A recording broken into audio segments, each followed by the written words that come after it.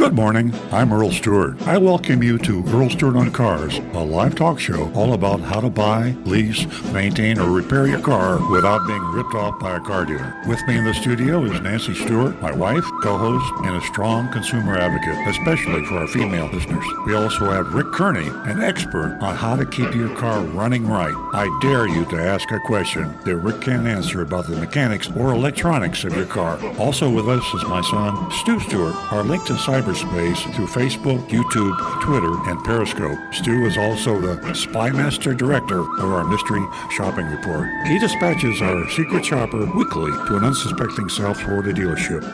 And now, on with the show. Good morning, everybody. You got Earl Stewart here, live. I'm in living color on Facebook and Twitter and Periscope and YouTube and all that kind of high-tech stuff. Been doing this show for a long, long time, and we're here to try to educate and entertain you. We'd love to amuse you if we can. We have a lot of fun doing the show, and live radio, it just gets my adrenaline going. I hope it does yours too. I mean, you're not in the studio like we are, but it isn't scary. It's just, I don't know, stimulating is the word. And whether I feel good or bad, I always feel better when I come in and do this show. And I know the same is true with Rick Kearney, Nancy Stewart, Stu Stewart, and Jonathan. We all love doing this. It's not boring. I mean, we thrive on you and your comments. I'm going to try not to run on and on and on in my live portion of the introduction. You've already had a taped portion. But I just want to say this, that your calls to the show via YouTube or Twitter or the old-fashioned telephone, 877-960-9960. 877-960-9960. We will prioritize those calls because we've got a limited number of lines coming into the station. The show has gotten really popular. I mean, we're really thrilled with the fact that we're getting all over the country. We're getting calls. I say the world, not really. We had a call from Bali. I keep talking about that. But in reality, we pretty well cover the United States and Canada. And we have a lot of people call the show. Don't think that you can't get through. We're going to prioritize your call. Now, a lot of people don't like to call, and Nancy and I were talking about that on the car driving to the studio. We got to remember that most folks out there don't call. I mean, I think the percentage, you radio experts out there, correct me if I'm wrong, but I think less than 10%, maybe less than 5%, maybe 1%. It's a teeny-weeny percent of people call talk shows. There just wouldn't be enough room to do a show otherwise. So we respect that too. And if you want to text us at 772-497-6530, that's great. Text us at 772-497-6530. We do monitor the telephone lines very carefully. Nancy Stewart is looking at her computer right now, and if you're on the line, we'll take your call. We jump ahead to the real old-fashioned telephone calls because of our limited number of lines. So remember that, 877-960-9960. If you listen to the show for the whole 2 hours, I mean, a few, I think, may. Most people tune in and out. You know, we got a busy life. You're probably on the listening for 15, 20 minutes, and then you're off. And you might not come in until the second hour. We're on from 8 to 10 Eastern Standard Time. So, with all that said, I'm gonna quit yakking. I'm gonna hope that you do call. And Rick Kearney, I'm gonna introduce him first. The car dealerships call their service departments the back end. I don't think that's very flattering. I think it just means toward the rear of the dealership. Yeah. Back in, I wouldn't know. But that's what, and they're considered second class. The manufacturers that build these cars, they want to sell them. So they give the glory to the guys in the front end, and that's the salespeople that sell the new cars.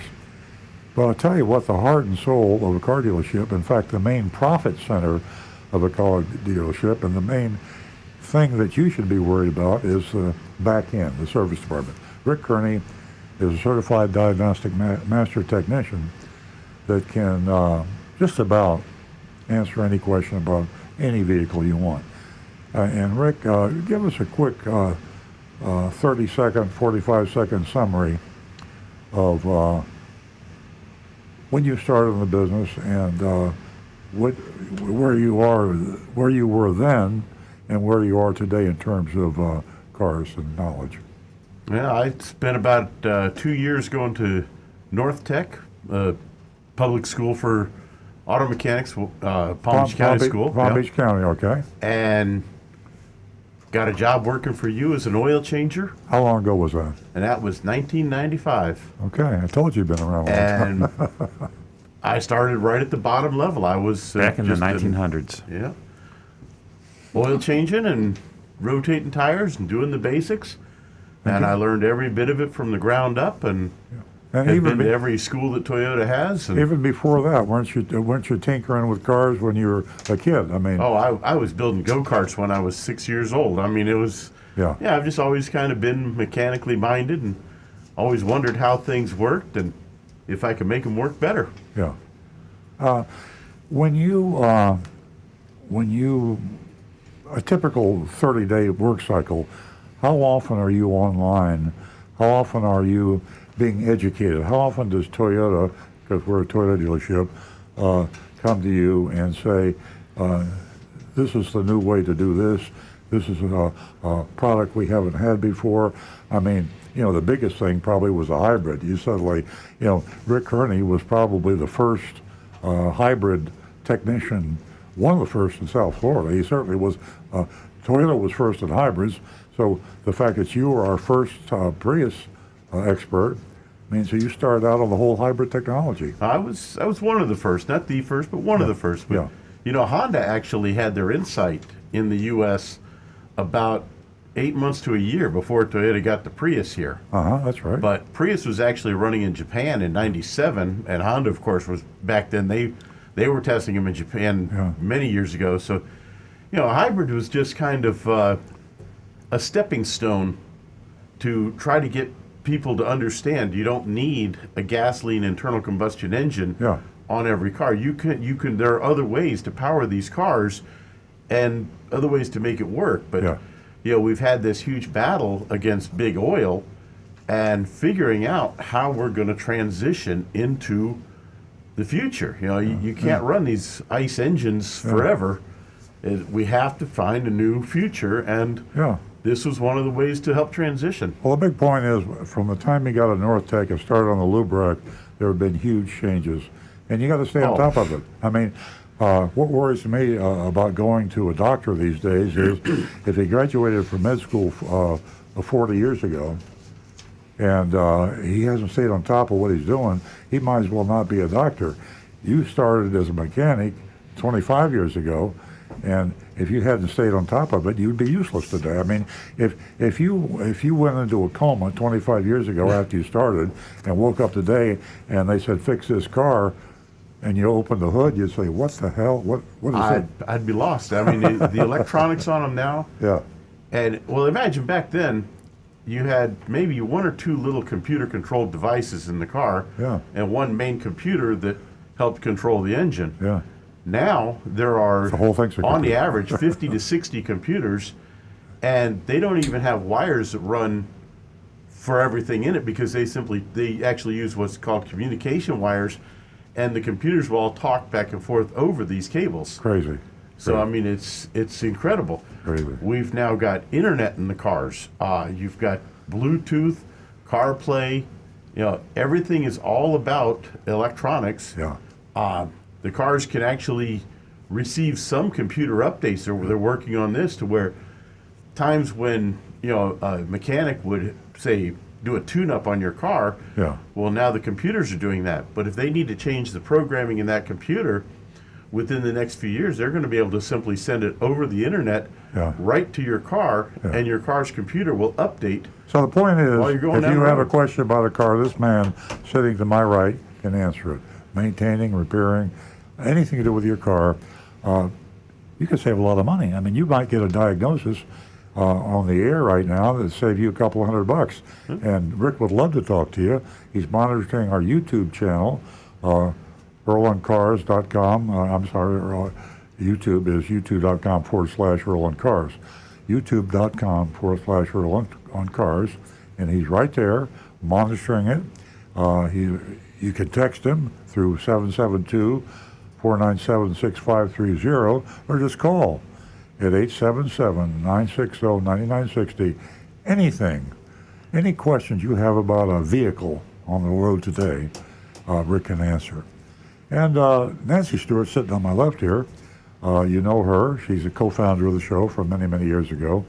And Nancy's part of the team. Her specialty is the fact that she is catering and focusing on you ladies out there in the audience, our female audience. And she's built that audience up remarkably over the past years. And we have some excellent callers, texters, and participants in the show. When we started out many years ago, we had virtually no female callers. So there's a different perspective, the way women look at life and look at cars and look at purchasing and maintaining. And that's why Nancy has been such an important part of this show. Nancy, tell us a little bit about what you do and what you're doing for the ladies. Yeah, thank you for the introduction. Ladies and gentlemen, my qualifications, my education is just living my life and knowing, as I raised 3 children, that knowledge was power, and that all of us have a voice in purchasing, leasing, anything we have to do with your car, getting it fixed. The list is endless. So good morning to everyone. Thank you for tuning in. You are a very, very important part of the show. You educate us week in, week out. And for the ladies, I have $50 for the first 2 new lady callers. $50. Ladies, how was your car purchasing, servicing? How was your experience? We'd love for you to share it with us, and you can win $50. Win-win situation, 877-960-9960. Or for everyone else, you can text us at 772-497. 497-6530. Thanks, Earl. I don't have anything in front of me, the number anyway. Okay. We used to have signs around the studio, you remember? That's how I It's hard to see when you're looking down. And I have that memorized every week, but this morning I've been rewired. Okay, can I tell them a secret? We're both a little flustered because we got locked out of the studio, and we were banging on the door, and we finally called Rick and tried to let us in, but they changed the code on the door. I don't use it, but I have it. I don't use it. Anyway, I just had a little setback right there. Okay, we are going to go straight to the phones before we go to Stu. And Stu is a handsome guy. Fantastic, talented part of the show. I can't say enough. The mystery shopping report, it's just amazing, and gets more amazing every single week through his knowledge and his applying this elegant way of putting the mystery shopping together. Everyone looks forward to it. It's a big part of our show. So that's Mystery Shop is from Mulnex Ford. As I said, we're going to go straight to the phones, and we're going to talk to Kevin, who's been holding in Lake Worth. Good morning, Kevin. Hey, good morning, guys. How are you today? Great. So I listen to your show occasionally, and I'd be interested to get your take on extended car warranties. I'm a fleet manager for a city down here in Del Rey, and I purchase extended warranties for most of the new vehicles that we buy. But what perturbs me is that if I buy a 5-year, 75,000-mile extended warranty, most of the things covered under that warranty are really covered under the base warranty. So really, I'm only getting a couple of years that I'm paying for. What's your take on that? Well, Kevin, That's one of the main reasons. yeah, what's that? That's one of the main reasons it doesn't make sense. Yeah.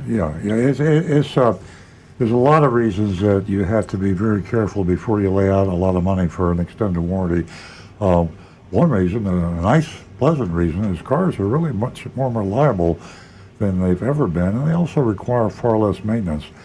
And if you bought the right car, if you were careful and got a highly reliable, safe car, you don't need an extended warranty. I mean, these cars that used to start to fall apart at 50,000 miles, well, now we'll make it to 500,000 miles. I mean, I stretched out there a little bit, but 300,000 or 400,000 miles is not too many miles on a well-maintained car.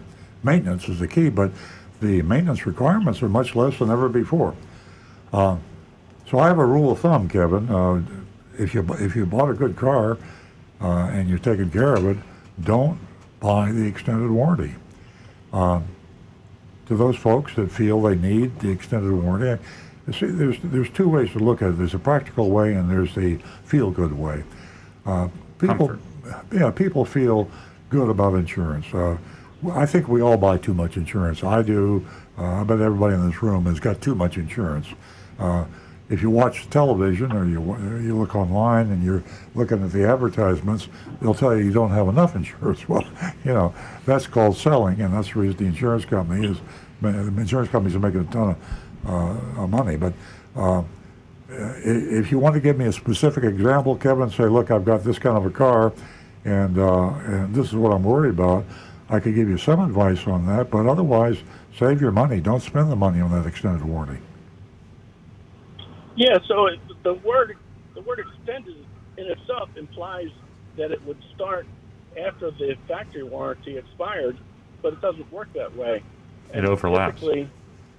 Typically, in year 4 or 5, say we have a transmission failure or an air conditioning component failure, those are the really expensive repairs, and typically they fail right after the extended warranty expires. It's been my experience. Well, Kevin, they don't fail on a good car. I mean, I know it seems that way, and It's all statistics. In other words, if there might be a 1% failure rate in the first 3 years, and then it goes up and it increases over time. And the actuaries know, at that point it's the most optimal to make the manufacturer warranties. But you're right, the extended warranties overlap with them. So if somebody offers a 7-year warranty, and the car has a 5-year or a 3-year warranty, you really you're buying a 4-year extended warranty. So it just sounds better. It's the way it's presented, but you picked up on that right away.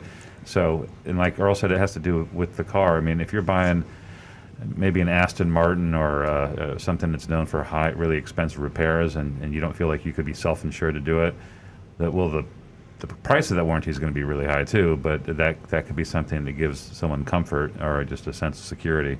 But for a Toyota and a Honda, unless you plan on driving it for the rest of your life for another 50 years, it's probably not the If you're buying a warranty from the manufacturer, you're not going to get hosed on the price that bad, but they're going to make a nice profit on you. They make a lot of money on extended warranties.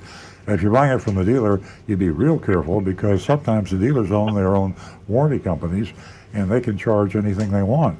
You are going to get probably hosed when you buy a dealer's warranty. And there are independent warranty companies out there that are even worse than dealers, if that's possible. They're advertising them all the time now and make it sound like it's a all-inclusive bumper-to-bumper warranty, and they are not.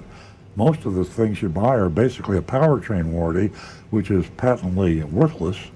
And I just, you can make an intelligent purchase on a warranty, but unless you are unlucky, you're not going to need it.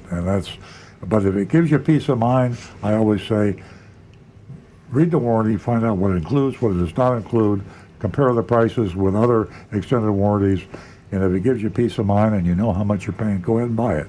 I just don't think you need it. And Kevin, I'd like to add something to that on my own hands-on experience. whenever I would go out and purchase a car, and most of the time I did.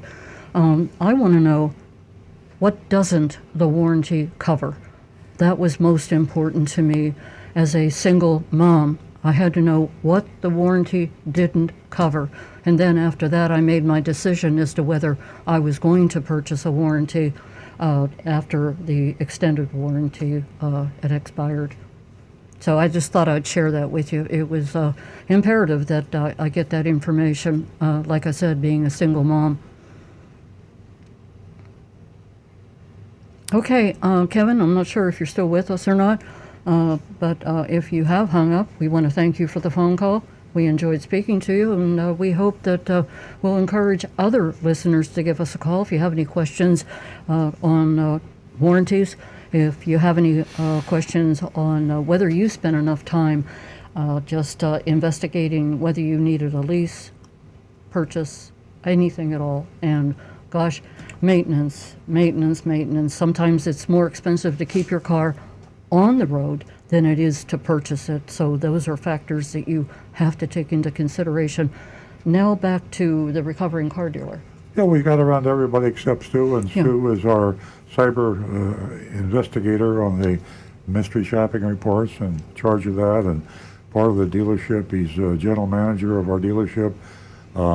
He is more of a hands-on, what's happening day type of guy. So do a little synopsis like Rick did, Stu, about your career. My career in the automotive business? Yeah. It just started only about 25 years ago. Mhm.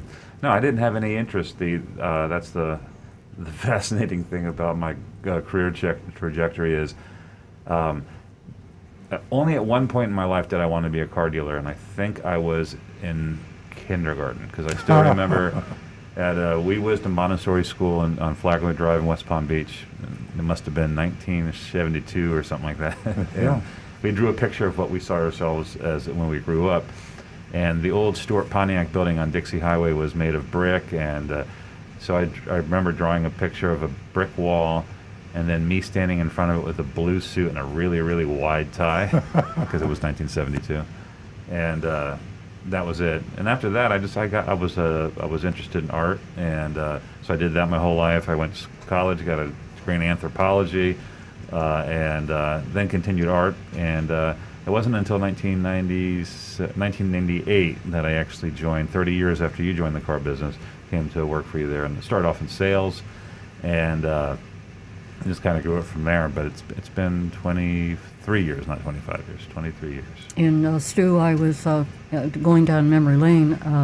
I have to think back as to when I was sitting and I knew that you were in Cher's home and you were doing your creating because of the artistic talent that you were I got born you guys, with. I got you autographs from Cher. And Versace and all of this, so your credentials are many. Yeah. I had a nice little resume there for a while. It's Yeah. just a lot of hard work, climbing up and down ladders, building scaffolding. Back-breaking. Yeah, it's much. Our car Okay, business let's get was back to the physically car. easier. Yeah. I digress. Yeah. Okay. But that's it. Yeah. The mystery shopping report, I think, is your strongest focus these days, and you are guiding agent Lightning around the United States, and the last few reports have really been interesting, and she's an amazing shopper. I have to say, I used to think Agent X was one of our original shoppers, but I think Agent Lightning is she surpassed our expectations, and Yeah. and your reports are excellent, and I learn things from reports. I say this every week, but it's true this week. Boy, was I pleased or surprised or happy, or you got a good report, didn't I? I mean, Yeah, it's a good mystery shopper is hard. The definition for me is if it makes my life easier, because I remember in the beginning we started doing these things. Every mystery shopping report was this huge, was a project. I remember just stressing out about it. I'm like, how am I going to find someone to go into a car dealership and this whole thing, and then yeah, if you send somebody in there that isn't comfortable and doesn't have the ability, you really botch it. And Yeah. we had some strange missy shoppers at the beginning, and they would get Oh, yeah. busted. And Yeah, and then also the communication's really important. So you might have someone that has some moxie, goes into a dealership and does a good job, on site, but doesn't have a good writing skills or good communication skills to describe what happened. That's the reason we always wanted to videotape one, but the laws prevent us from doing that, from having hidden cameras. But Moxie's good. Moxie is good, but being able to describe to me what happened is good. And Agent Lightning does it really well. I get her things, and she's a dream to work with. That's fantastic. which was the shopper that we used that had the GoPro? What? Oh no, that was a shopper. We put the GoPro on her son. Uh-huh. She had a 6-year-old, like really rambunctious kid, and we put the GoPro on the kid's head. Which was the original video thing that they don't see around anymore. Oh no, they're big now. Are they? Big time in sports. Yeah, Oh. but everybody uses their phone. But They we just came out with the GoPro 10. I yeah, didn't know that. Oh, did they? they're really cool. generation. Yeah, Good on the ski slopes. I'm gonna put one on my dog and see what he sees. That sounds good. But yeah, so they put the camera on the kid, and the cover story was, well, he got it for Christmas, he won't take it off, and the guy's like, I'm sorry. So now we've acknowledged that they're being recorded. Yeah. But the problem, the kid was so energetic that all we saw was a moving screen of the deal. We couldn't see anything that was going on. The audio was okay, but Yeah. Okay, folks, you heard it all right here. This creative team that has come together, and the genius Rick and his scientific education that he shares with us week in and week out is here. Stu, Mystery Shopping Report. Earl, well, I don't have enough time to say, well, this man here is very educated and has a whole lot of information to share with everyone. I'm truly amazing. You are definitely. The room is filled with estrogen. Okay, hey, ladies and gentlemen, let's light up those lines. 877-960-9960. And for you that are bashful, take advantage of the text number 772-497-6530. And don't forget, your anonymous feedback.com. Extremely important.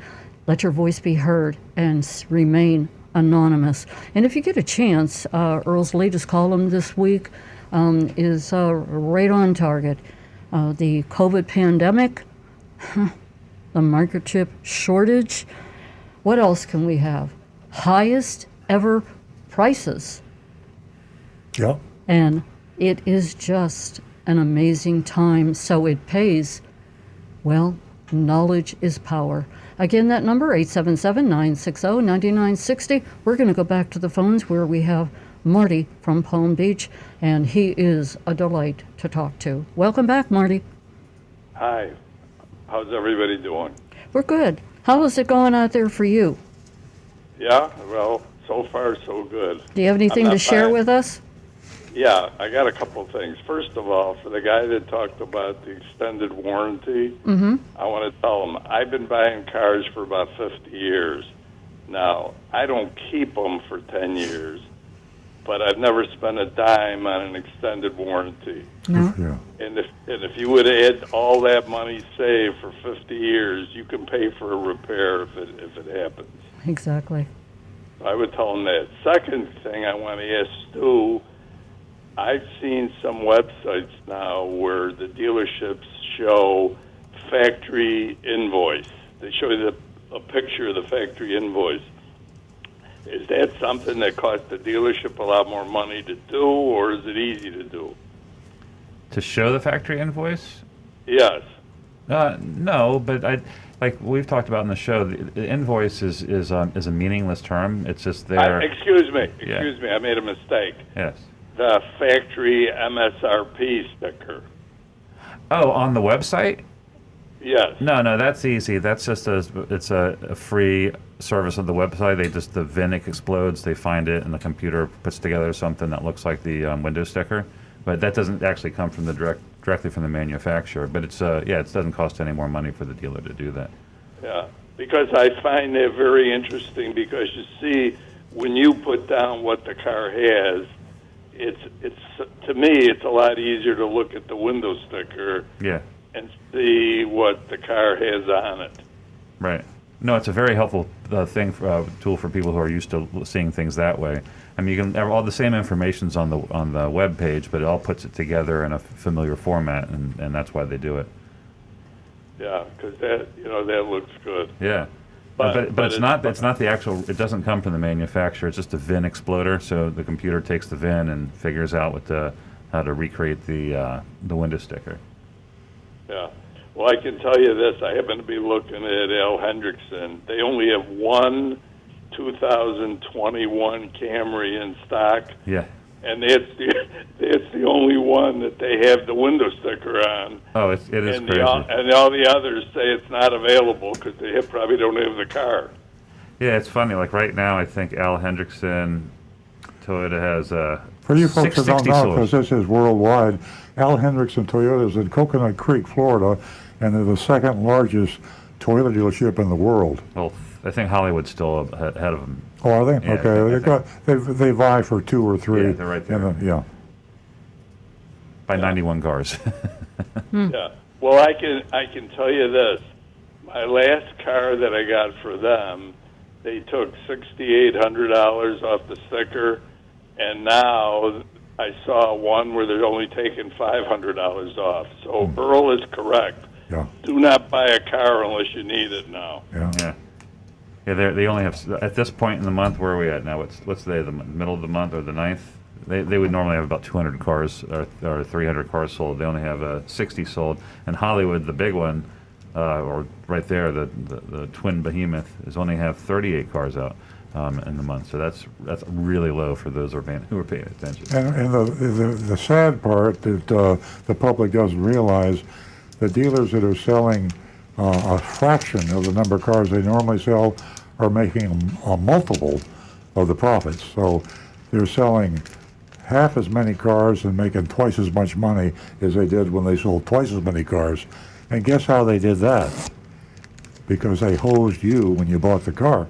Our mystery shopping reports, we rarely ever see a car that's sold as cheap as MSRP. Usually it's thousands of dollars over. So supply and demand, and the car shortage would, shortage hurts anybody. It hurts if you're selling TV sets or sofas or bread.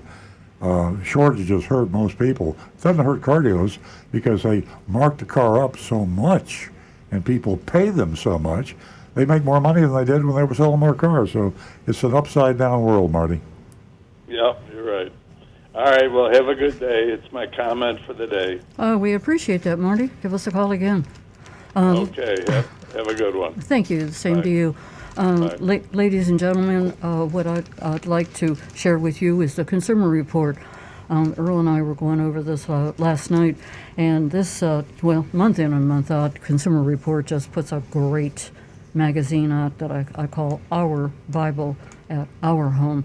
And this time, they haven't failed us, and it has everything to do with most reliable used cars and the fact that you can get a car for under $10,000.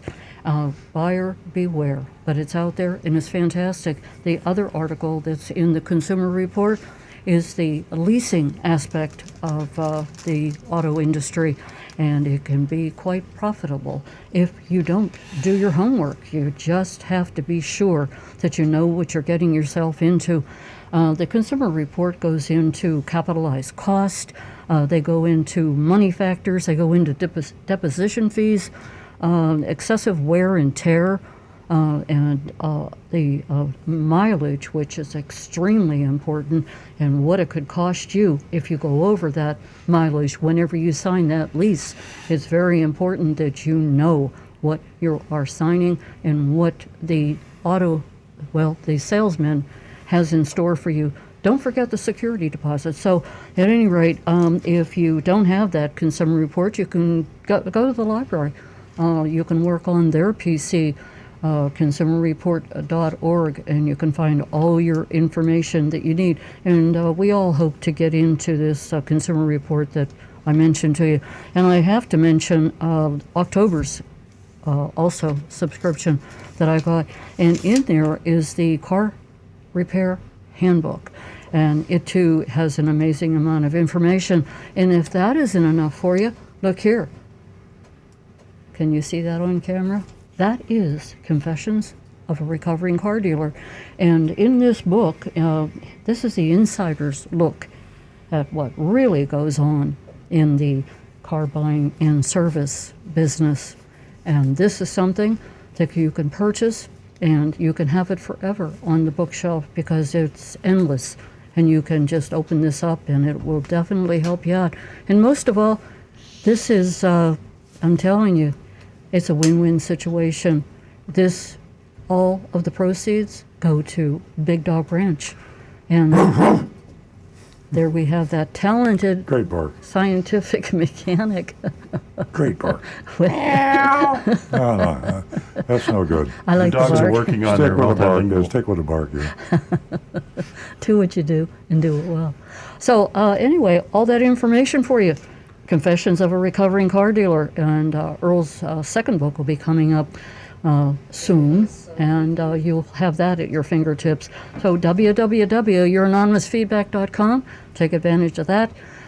Also, that number, let's light up the phones, 772-960-9960. That's 877-960-9960. We're going to go back to the phones where Bill is waiting, and he's from West Palm Beach, and then we'll get some YouTubes and some texts. Good morning, Bill. Good morning, guys. Glad to hear. Nice to hear your voice.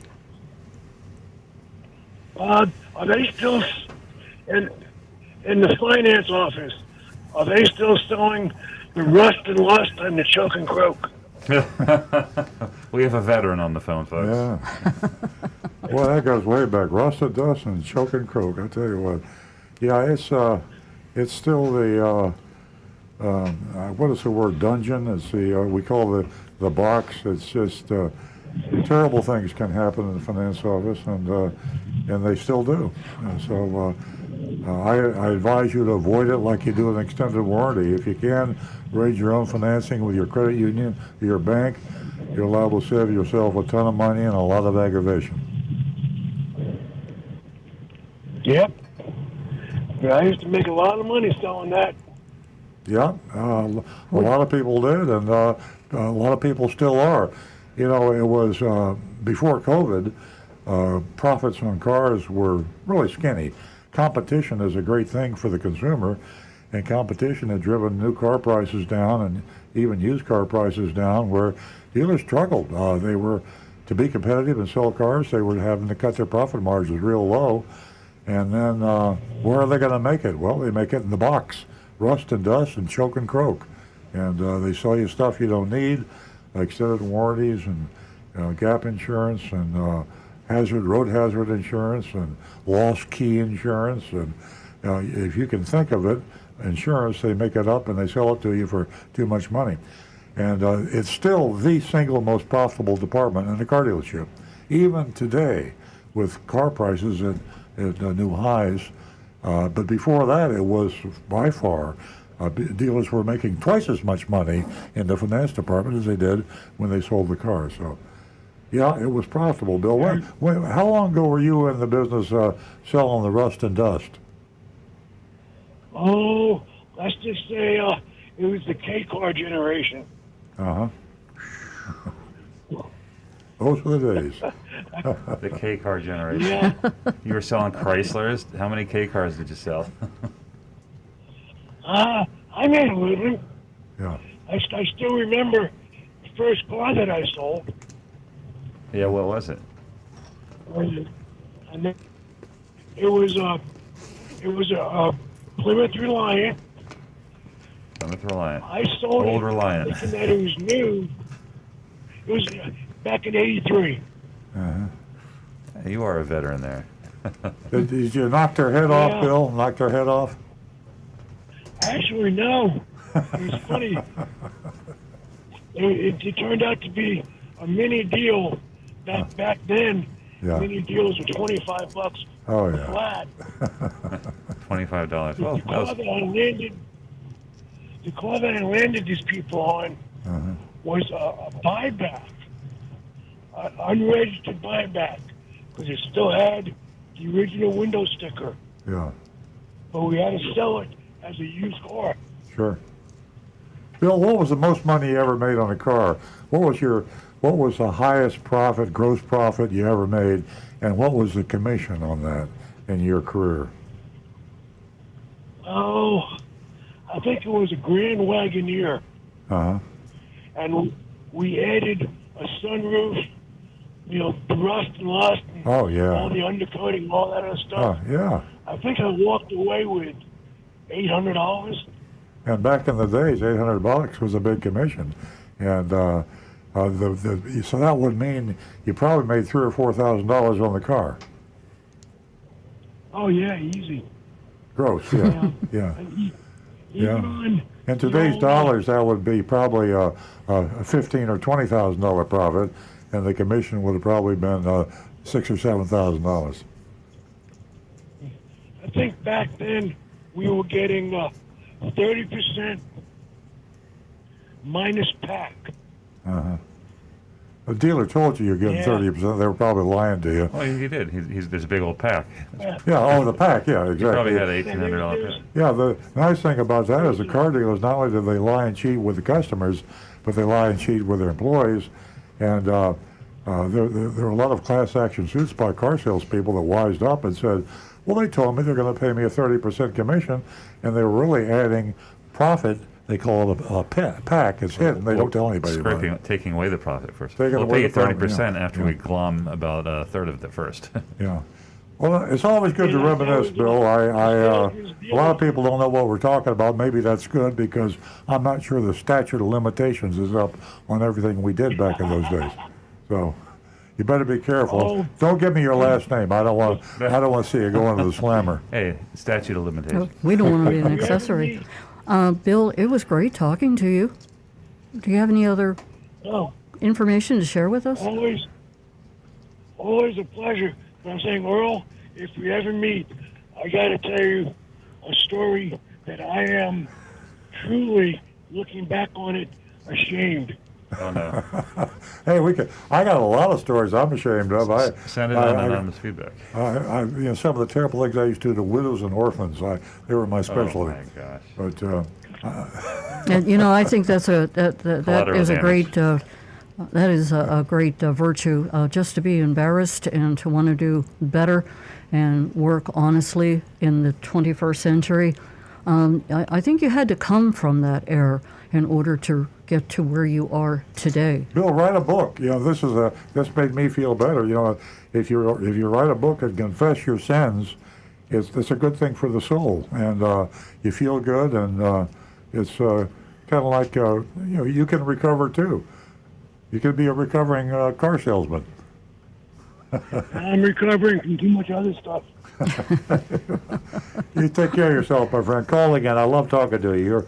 You're a great guy. Thank you. You guys have a good week. Thank you, Bill. Bye. You do the same. 877-960-9960. And boy, we have another great show ahead of us. Ladies, give us a call.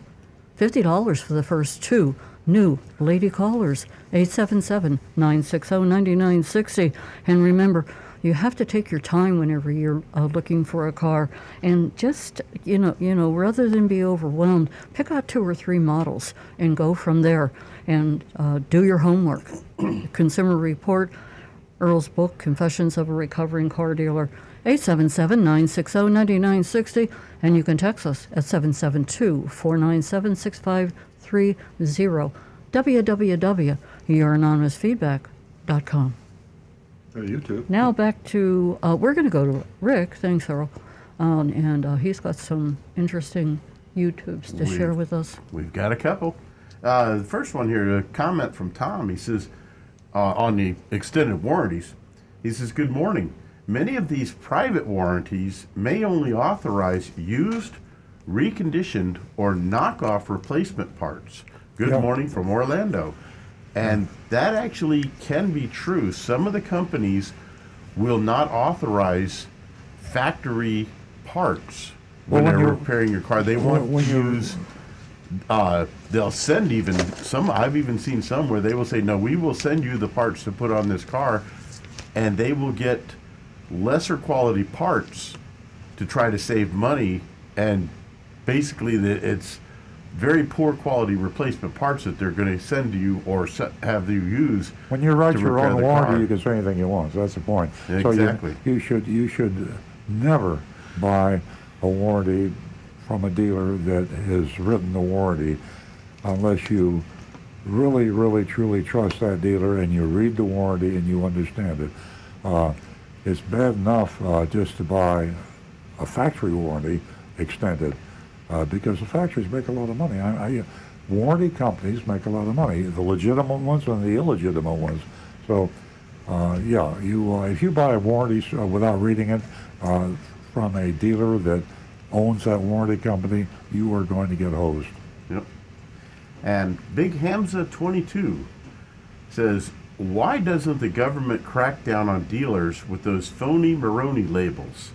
When you buy a home, everything is laid out and detailed. Why does the government allow these dealerships to do this? Political corruption. Enforcement. I don't know where the dealers and the manufacturers, auto manufacturers and dealers, where they rank in contributions, political contributions, but I would say it would dwarf NRA. When you consider there's tens of thousands of car dealers in the United States, all of them make a lot, not all of them, but virtually all of them make a lot of money. The manufacturers, whether they're a dozen or more, active in the United States and overseas, and these are multi-billion-dollar corporations. Some of the dealerships are billion-dollar. I mean, they're chains now. You got 204 AutoNation. I mean, they're huge. The money that they give in their political action committees and their organizations, NADA, FADA in Florida, every state has got one or two or three or more organizations, and all these dealer organizations is political action committees. Money, money, money. And if you want to get elected Attorney General in any one of the 50 states and you have the car dealers and maybe the manufacturers against you, you're not going to get elected. So how do they get away with it? They get away with it because the dealers make them get away with it. They allow them to get away with it.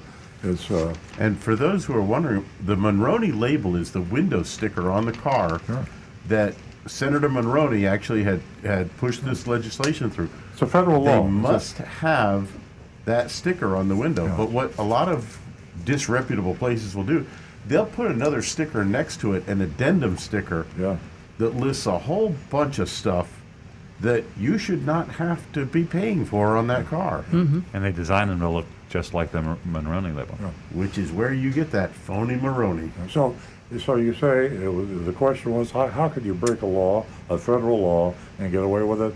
I can't remember the last time anybody has been charged anywhere that I know of, and I know a lot of dealers, I know of no one that's ever been charged for not having the Monroney sticker on the car. And I also know that if you walk in any car lot, in any dealership, maybe even my dealership, inadvertently maybe, or on purpose, wherever you go, you'll find a lot of new cars without the Monroney labels. And you'll see cars with Monroney labels, as Rick just said, with a phony Monroney, a counterfeit Monroney. So it's a blatant violation of federal law, and nobody enforces it, and that's because of the lobbying power of the auto lobby. The big auto scares the hell out of the legislators and politicians, and and there's no incentive. In fact, there's an incentive not to enforce the law. Okay. Now, we got one last one here from Guy Larrabee. He says, the Chinese are about to disrupt the electric car world. Visit these three sites, E for Electric, Electric Viking, and Sandy Monroe. Their electronics are top-notch and their factories are all new. Scary. So who knows? The Chinese may suddenly flood the market with electric cars.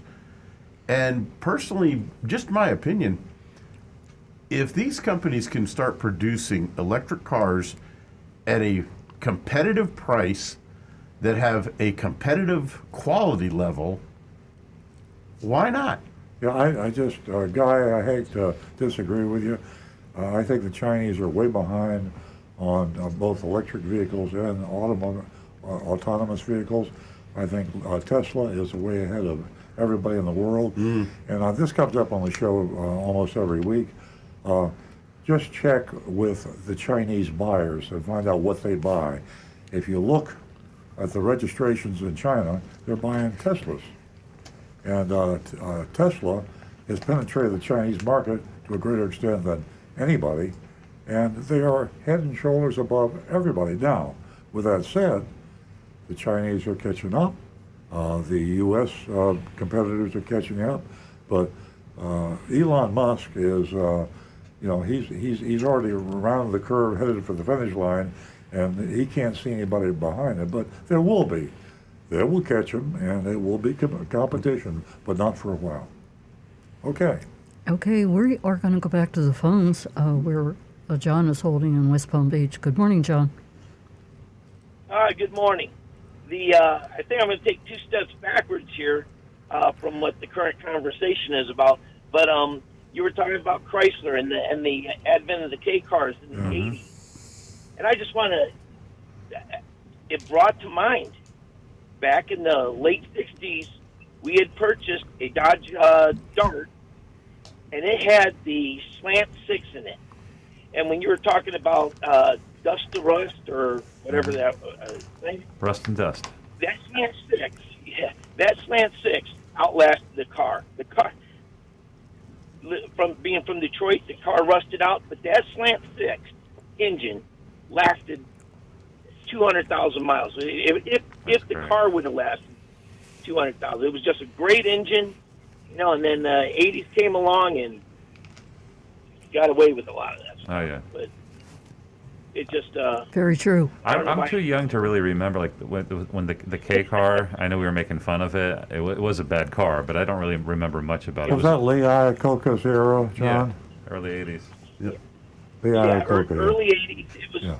It was the gas crunch, and all the regulations were coming out, and then that's when they went to the unibody. I was working at a car repair, auto repair, and the dealer next door was Crestwood Dodge. They didn't have a body shop, so we were their body shop, and that's where I was redoing my GTO. Yeah. And we had them coming in, and when the cars were in an accident, we had to get all new equipment put in the floor just to straighten out the frames, because there was no frames. It was that unibody. Yeah. And getting those back into compliance, it was tough. It actually, what we did was, it was easier for us to cut the car in half and use another half a car that was not damaged and weld it back together than trying to straighten out the frame.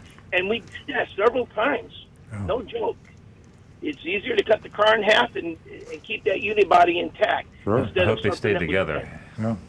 They did. They did. We had a good welder, and like I said, that's supposed to be disclosed on the title of the car when you do that, but you can actually take that title to Mississippi or New Jersey, wash the title, and you buy a car that's been cut in half and welded back together again, and you'd never know it. So it's a crazy world out there with what you can get if you don't do your diligence and being sure you're not getting a car like that. There's a lot of cars flooded, damaged, totaled, cut in half, welded together that are unsafe on the road today because the regulation is not effective. Well, these weren't new cars that we were doing that to. These were customer cars who had been in an accident. Sure. And, the insurance companies were paying for it. And that just was the easier fix to do in that. But back then, the insurance companies allowed it. They probably wouldn't allow it now, or I don't know. Well, they don't allow it, but they get away with it. My point being that the law is good if it's enforced. And in Florida, if you have a car that's totaled or rebuilt, flooded, you have to disclose that on the title when you sell it. But you can take that title and go to a state with no title laws, what they call wash the title, say, I lost my title, I need a new title, and they'll give you a title. And it won't say anything about the flood or the cutting the car in half or the or the total. In fact, the car was totaled. There's not the regulation isn't enforced, and we talked about the question from a caller earlier. Why? Because the manufacturers and the dealers, political action committees are controlling the enforcement in the legislatures, and so the laws aren't enforced. You know, one of the other things that happened in the early 80s with cars, that's when they started losing their sexiness to me. Yeah. You go back in the 50s, the 60s, the 70s, cars had style. They looked great. Yeah, they got all boxy. And suddenly in the early 80s, they all went to this utilitarian, boxy, the K car, the Chevy Cavaliers. Everything. And they all just, they lost it. Yep. Okay, let's move along here. John, did we answer all your questions? You still there, John? Pardon? Yeah, I'm still here. All right, did we answer all your questions? Yes, we did. Thank you. Well, thank you very Thanks, much. Call John. again, please. What else we got over there with a text, too? Well, we have the first text from Anne Marie, but if we have, are the phones active? No, they'll call back. Go ahead. Oh, okay, we lost someone. All right, we'll start off with Anne Marie's kickoff text here. She says, "Good morning. Jalopnik reports that the electric truck company Rivian's IPO filing outlines its expected lifetime revenue for each vehicle they sell. The company defines the lifetime of their vehicle to be 10 years and expects lifetime revenue of $15,500 per vehicle for subscriber-based features like infotainment stuff, connectivity. So the MSRP on this vehicle is $75,000. You add another $10,000 for the level 3 driving assist, kind of like the Tesla thing. And then all the subscription fees for diagnostics is $5,500. Emery says, I've seen this detestable business model already. Well, we all have. They are turning an electric truck into a rolling computer. 20 years ago, one could buy a computer already loaded with word processing, business, and school software. 7 years ago, one had to buy that software separately, but once they had it, it was on the computer. Today, if one needs Office 365 for work and school, they got to pay a yearly subscription for it, effectively turning one's computer into an expensive paperweight if one doesn't pay it, and it comes with built-in obsolescence. As far as Rivian, gee, what a deal. A company builds a product, you can't access all its features unless you pay for a subscription. That's about a quarter of MSRP, and then the vehicle's expected to last only 10 years. Good thing, there will be competition. I don't know what kind of electric vehicles Subaru will offer, but I do hope they will measure up to their current vehicles. To quote their ad, after 10 years, 97% of Subarus are still on the road. So that's signed the crotchety curmudgeon, Anne Marie. And then she says, P.S. there could be other viewpoints I haven't considered. If you might remember back in the 90s when Bill Gates became a billionaire, Microsoft and Bill Gates figured it out a long time ago. It wasn't the hardware, it was the software. The software, the hardware, the computers and screens, it was a commodity, and all the money was made in the software, and that's what we're seeing here. But Anne-Marie, you hit the nail on the head when you mentioned competition.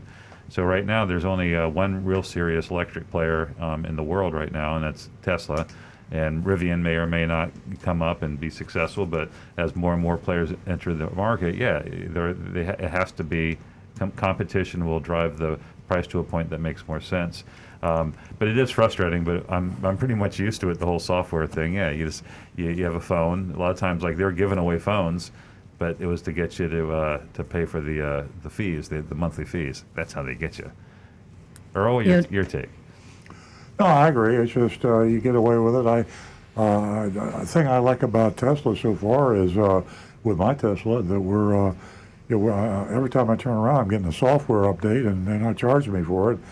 And I think even with Toyotas that we're familiar with, that's the way they update cars now and the way they repair cars. So the public's not as stupid as they used to be, and they're getting smarter every day. Software is a very simple thing to do. You do it through the Wi-Fi.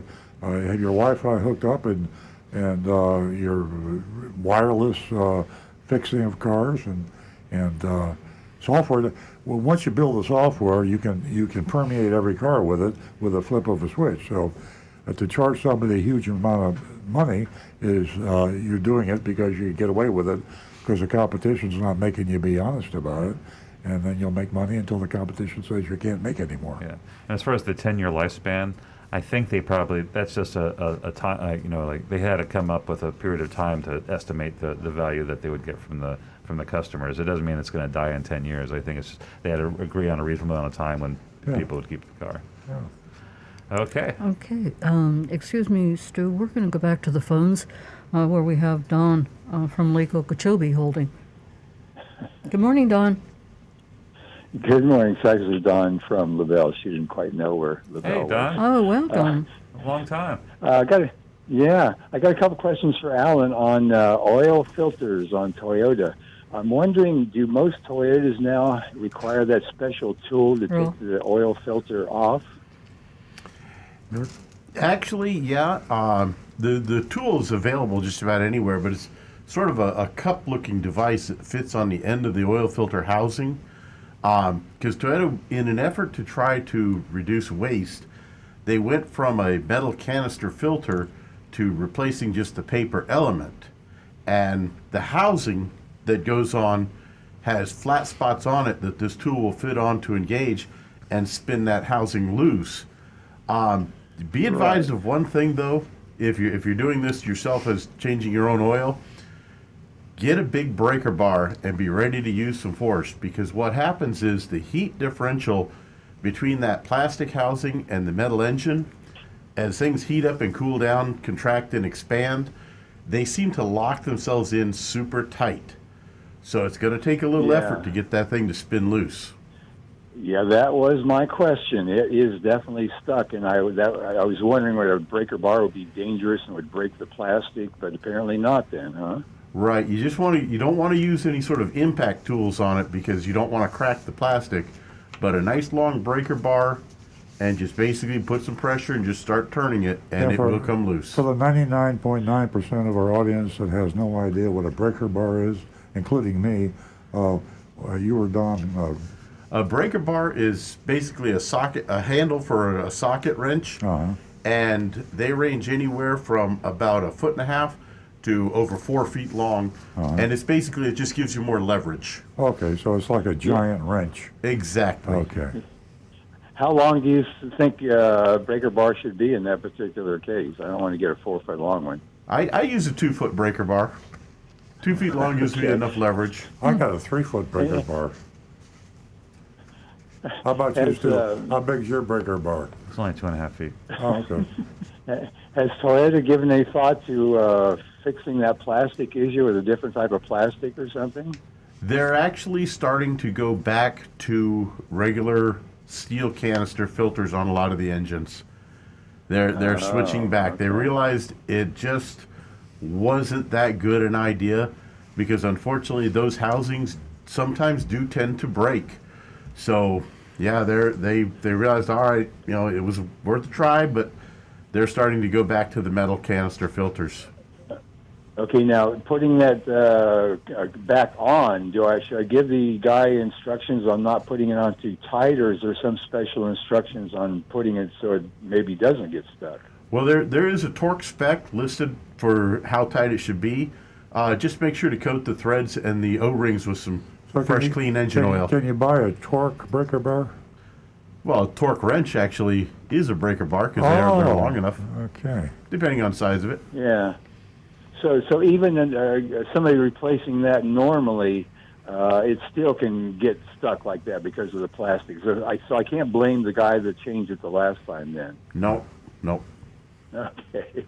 All right, I was ready to give him what for, but so I'll refrain from that. Okay, well, thank you very much, Alan. Appreciate the help on that. Thanks, Don. Nice to hear from you. Don't be a stranger. Call us again.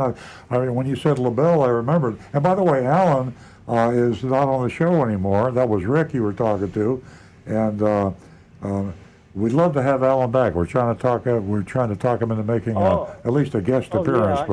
When you used to. I apologize. I get my names all mixed up. I think my very first call, I got your wife's name mixed up. Well, Nancy's still here. Awful. And Nancy's still here. Alan snuck away. We're trying to get him back, but yeah, he was a regular on the show.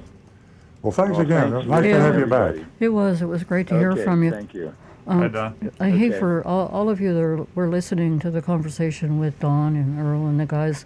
Nobody asked me about my breaker bar set that I have. I bet have you a got set. a huge one. Everybody knows about your breaker bar. I have a breaker bar set. You're walking around with that breaker bar all the time. That's right. You've been Here stalking me. comes Nancy with her breaker bar. Well, yeah, but that was the set that came with your Barracuda, right? You see what I'm up See, when you against, ladies? collect these Gentlemen? terms, you can really impress people. You go to a car dealership and say, look, if you have a little trouble at an oil filter, I got it in my breaker bar in the trunk. You can feel free to use it to bust that baby. Yeah. But be sure you Yeah, torque it. and you have a choice, whether it's a quarter, an eighth, That way they three think you know quarters, what you're right? talking about, Rick? and they're afraid to take advantage of you. I always liked pulling out those little tools whenever I was single with 3 kids and I'd walk into a dealership, whether it would be for me to get my car serviced or anything else. I had to wear a bulletproof vest, and the way I did it, knowledge. Knowledge is power, and you may not know everything, but to, put that out there, just a breaker bar set, it's going to make the mechanic's going to step back. That's So right. Fake it till you make it. we're going to go back to the phones where John from Palm City is waiting to talk with us. Good morning, John. Good morning to everyone. Hey, John. I have 2 questions to Rick. It's concerning tires. My neighbor, he's a snowbird, he just came back, and he said to me, John, do me a favor. I have a slow leak. He has a motor vehicle, he has a motorhome, and he has a car. And the car, on the way back down to Florida, he got a flat in a remote area, and it has a slow leak in it. So the first thing I asked him, how did they fix it? He said, with a plug. I said, no, you need to go to a tire dealer and get that thing demounted and get it fixed properly with a patch on the inside. Now, let me ask Rick this question. If it's demounted and it's fixed the right way, which it should have been, taken apart, if it's marked by the valve stem in the same position that it's in now, does he need a new tire balancing? No. However, Okay. there is one issue here. Once a tire has been plugged, Yes. you can't fix it again. You're going to need a new tire. You Well- cannot remove the plug and patch it from the inside. Once it's been plugged, either trust the plug and hope that it holds up, or replace the tire. Okay. I kind of thought that might be right, but I'm not an expert on it. And the second question I want to ask you, he said to me, John, how old are the tires that are on there? So I know from my notes, you look for the DOT label on the tire. Every tire has that, has to meet the DOT specifications. And right after the DOT label, there's 4 digits. And I told him it's very simple. Yours reads 50-20. The first 2 digits are the week it was made. In other words, 50th week of the year. And the last 2 are the year, 20. So in other words, that was made in the 50th week of 2020, which is basically a fresh tire. And if he replaces that 1, I told him make sure he has a Michelin, which you pay extra for, but they have good ratings naturally. You only buy a tire that's Consumer Reports rated it. And then that's what I told him, no. I said, your tires are not old that are on the vehicle. But the second thing I want to ask you, on his motorhome, he lets that sit in the sun for like 5 months. And you and I know the sun dries tires. So I told him he should be going and an auto accessory place. They have these like canvas covers to stop the sun directly from hitting the tire. Is that be a proper thing to do? You're exactly correct on all counts. The DOT dates and cover those tires up. Okay, now other thing too, for others or the vehicle, is there a coating, basically like a black rubber dressing or something that we all could use on an older tire to stop the rubber from drying and cracking? Is there any such thing in an auto store? Not really, no. The only thing they will sell you are those the tire shine and the stuff that makes it look all shiny and wet and pretty.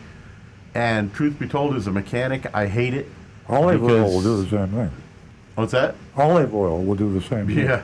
But when I go to rotate the tires and I have to pick that tire up and I get that stuff all over me, and the other side of it is within about 3 days of driving time, every speck of dirt that is on the road is going to be sucked to those tires and they're going to look horrible. Well, that's why I also told him. He said, "Can I use WD-40?" I said, "No, WD-40 will make the dirt stick to the tire more." Am I right? Yeah, absolutely, it will. Yep. Okay. I thought it was interesting, though, because covering on a motorhome, that tire will dry directly with the sun hitting it, and you'll have problems with cracked bad tires. Yep. So thank you for the information. Anytime. It was great talking to you, John. I know you're going to stay tuned for that mystery shopping report and so much more. Let me say something here about that DOT date. I was just thinking while Rick and John were talking, what possessed the diseased brain that came up with that format for a date? In other words, the 50th week, why wouldn't they just say, November 1920? 2020. Why wouldn't they say November 2020? Why would they put an innocuous? You look at that and it says 5020. What the hell is 5020? Now, what's the purpose of putting the date on the tire? To tell the purchaser and the retailer and the wholesaler the date of the tire. Mm-hmm. And why do you want the date on the tire? So you don't sell a tire that's too old, because NHTSA says 6 years is about as old a tire as you want to put on your car. And so why would they disguise the date so that nobody can read it except them that's in the know? Well, the answer is pretty obvious, right? They want you to know. The law, somebody said, okay, some regulator came in and said, okay, we just passed a law, and you tell all your constituents, I passed this law requiring that the date of manufacture be put on every tire. And you get a lot of accolades and votes. And then the manufacturer counterfeits or disguises the date so that nobody knows what the date is. And it's a lot easier to sell his tire because, hey, I'm not going to buy a tire from this manufacturer if he has a date that says I can't keep it on the shelf longer. I can buy it from this one that's putting 5020. Nobody knows what it is. I can keep that tire for 10 years and sell it and get away with it. Now, am I the only one? Do any of you... I got a problem with that. I can share my story. I'm out in the garage, a long time ago, and I'm checking the air, the PSI, pressure per square inch, or whatever the hell it stands for. And I'm looking at my tire, and I'm wondering, why has the manufacturer made it so difficult for me to know the year of my tire? And it just gets so complicated. It could be so easy by stamping that tire, just say plain and simple, October 8th, 2021, period. So that's my take. I'm good with it. You're good with it? Okay. Stu's good with it. Okay. His eyes are a whole lot sharper, and he's way, way younger. I'm much shorter. One thing I like about that, Trish, I beat you on shortness. we can sound a lot smarter on we sound like we know stuff because we can tell people how to read the code on their tire. But we It don't tells know. them the date, but why do we have to tell them? Okay, let's I'm going to move on. protest. Okay, we are going to go to Tequesta, where Steve is holding. And welcome to the show, Steve. Thank you. I'm a regular listener, and I'm hoping you can help me out. I wanted to buy like a really fancy sports car under the Costco auto program. Okay. But the shop said that particular new Corvette, the new hot looking Corvette, C8. doesn't. Yeah, they don't allow you to get a discount. So, is that common throughout the industry, or is he just telling me a story? No, that is common. See, Costco lets the dealers submit the prices they want to sell, and then Costco determines if it fits in with their parameters for the market value. And if there's cars that dealers don't want a discount, they just won't submit a price, especially on a car that's like a low supply, high demand vehicle like the C8 Corvette. Right now, I think there's a 8-month wait just to get those things. So, so those would probably be excluded by the dealers themselves. Yeah, the car had a sticker of like $100,000 on it, and the dealer wouldn't take less than $140,000. I thought that was crazy. So that's when I. That's insane, but it's not. Yeah, that's not unheard of. We see that, like even the Toyota Supra when it came out, dealers were selling it for 50, 80 grand over sticker. And the sticker price was like 60,000 in the 50s, and they did it, and the manufacturers can't do anything about it, and the governments can't do it. It's just that's Steve, one thing you might try when you're trying to get a price from a Costco certified dealer, and they don't have the model or the type of car you're interested in on display, and as Stu said, that's their choice. If they, in fact, that's buyer beware. If they won't put a Costco price on there, that just tells you it's such a high demand, low supply car, and the price is so high they don't want to put it on there. And Costco allows that, but you can talk to other dealers. In other words, when you call up or you go online, Costco will steer you to the dealer and your zip code. So what you need to do is you need to either go directly to Costco and explain to them why you would like the name of certified Costco dealers in other areas. But if I was shopping for a car, I would definitely use the Costco auto buying program. And I will also go to several Costco certified dealers. If I can find a dealer 30 miles away or even further that'll save me money, I'll go there. And all you're getting when you buy a car from a Costco certified dealer is that is supposed to be contractually with Costco. That is the lowest price he will sell, a lower price that he will sell that same vehicle to anybody else. But that doesn't mean the dealer down the street, who's also Costco certified, won't beat his price. So get 2 or 3 Costco certified dealer prices before you buy. Okay. All right. Sounds good. Thanks for the information. Thanks, Steve. Excuse me. Have a great day. Thanks, Steve. Thanks, Steve. 877-960-9960. Don't forget, ladies, $50 for the first 2 new lady callers. Rick, I have a question for you. As far as charging your vehicle at home, somebody from the Northeast had asked me, is it safe to charge your vehicle at home when it's raining or snowing? By charging, I'm guessing you mean charge an electric car? EV, yeah. Yes. It is They've got safeguards built in on those, like great astronomical amounts. They're okay, Richard. totally safe. I still get nervous, though. Hope you're listening, Richard, from good old Pittsburgh.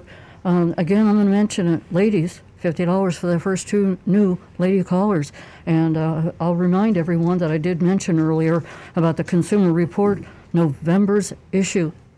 If you don't have it, go to the library. And right there, you can go to consumerreport.org. Wow, so much information on reliable used cars and so much information about leasing.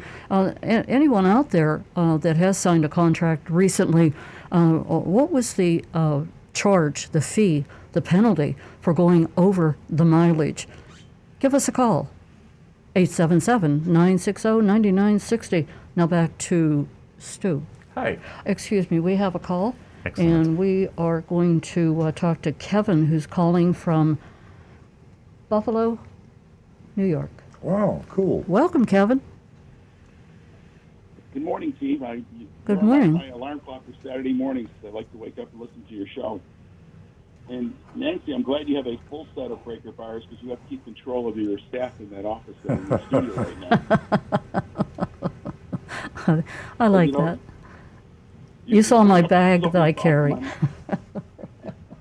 Your show always brings up thoughts like you talked about a K car. I used to drive a K car, and it was very dependable, and it really pushed through snow very well. I know, Nancy, you're from the Pittsburgh area, so it did very well in the snow, and I thought it was a great car and reliable. Indeed. The question I have is, the gentleman Kevin called about being a fleet manager for a municipality, and I work for a municipality, and a problem by buying dependable cars is that you have to put out things to bid, and you never know what kind of car you're going to get because the bids have to be very generic. And it was always the hard part for us. And maybe every 3 years you would have 3 different models of cars to work on, and you have to have special parts for every car. It ended up being easier for us just to send them to dealers now to work on them, and our our technicians do not work on small cars or pick up any trucks anymore because of the technology and stuff like that. My question is about a Toyota Highlander with 18,000 miles that's 2 years old, and the brake pedal seems soft. Is that normal? It's when you press the brakes on the car stops, and then the pedal goes to the floor. Is that normal, or is that something going on with it? Well, does it just sort of go all the way to the floor relatively quick, or is it kind of like as you keep pressure on it, it slowly works its way down? Slowly works its way down. Yeah, that's actually pretty much normal. What it is, it's the springs and actuators inside the ABS actuator that is just relaxing that pressure on the pedal, but the brakes are still holding fine. If the easiest way to tell is shut the engine off and pump the pedal until all the vacuum's gone away from it, and that pedal should come up nice and high and hard. If it's solid as a rock, then you know you don't have any air in the system and you're fine. However, if it feels sort of spongy or soft at that point, then you might want to have it checked out to see if somehow you got some air in the system. Otherwise, no, because ABS systems, the pedals feel very different from the old standard systems we used to have, and they can feel very spongy at times, but it's normal because of the way the actuators activate in there. Okay. All right. I'm not like Fred Flintstone trying to stop his car. It's safe to stop, but it just seems to slowly go down to the ground or the floor. I'm sorry. My other question is for Earl. At one time, was Chevrolet and Toyota working together maybe 30, 40 years ago in a team effort for a while? Yeah, they... Geo and the Corolla were the same car, I think. Yeah, the Chevrolet Geo or the GM Geo, whatever. It was Chevy, right? Yeah, because we used to have AC Delco radiators and alternators on the Corollas. Yeah. And anytime a Corolla would come in with a battery light on, we just glance at the alternator, and if it was AC Delco, we knew it needed to be replaced. They were building the Fremont plant in California, and it was really an interesting liaison between America and Japan and General Motors and Toyota. It was like that movie Gung Ho. Yep. And I think that plant now is owned by Tesla. I think it got sold, and I'm guessing, if anybody knows the answer to that, Fremont, California. Actually, I just saw a report that Tesla's moving out of California to Austin, Texas. Austin, Texas, yeah. Okay, let's not digress too much. So, does that answer your question, Kevin? Yeah, I remember they used to call it Toylet at one time. Yeah, and my last comment is for you, Earl. The honesty. Instead of service contracts, what they call them warranties, are a high profit margin for a dealer. And you were straight out, and you gave your opinion of it. That's very truthful and honest, Earl, and to your team too. Thank you. Well, thank you very much for the compliment. It's what a recovering car dealer does. He's got I'm trying to redeem myself from my evil years in the past. And in fact, I'm writing another book now. We're thinking about entitling it "Redemption of a Recovering Car Dealer." So, thanks for the compliment. And I know you donate your money to the dog rescue group there. Very nice. And I'm a proud owner of the book too, Earl. Thank you, and enjoy, team. Thanks, Kevin. Thanks, Kevin. Hope you're not shoveling too much snow. That's something I do not miss. I hope you're from Buffalo, New York. The trees are beautiful right now, Nancy. Aren't they? Oh, it's just a magnificent. I do miss the seasons, but I just don't miss trudging in the snow to work. And all those layers I had to wear. It took me an hour to get out of my clothes just to get into the office and clock in. Okay, Kev. All right, thank you. Thank you. Give us a call again. 877-960-9960. Give us a call. And ladies, I just want to thank you for supporting me and my platform. And just to let you know that women influence 85% of the overall buying decisions. Give us a call this morning. Win yourself $50 for the first 2 new lady callers. 877-960-9960. And Earl's Vigilantes, we haven't mentioned that. Earl put on his great-looking hat. I'm not going to put it on. I'm just going to hold it up. Stu design. Mess my mask up when I'm And ladies and gentlemen, you certainly can help us by signing up for Earl's Vigilantes. You can not only help us, but you can help the people in your community.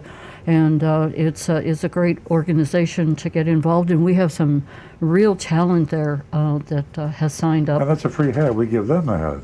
Yeah, you get your free hat, and you got a lot of hats. We're working on T-shirts and so much more.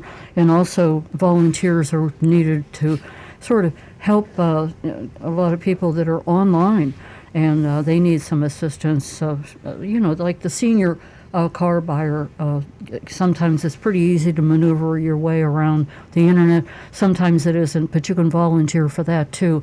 So go to Earl on Cars and join in the fun. 877-960-9960. And of course, you can text us at 772-497-6530.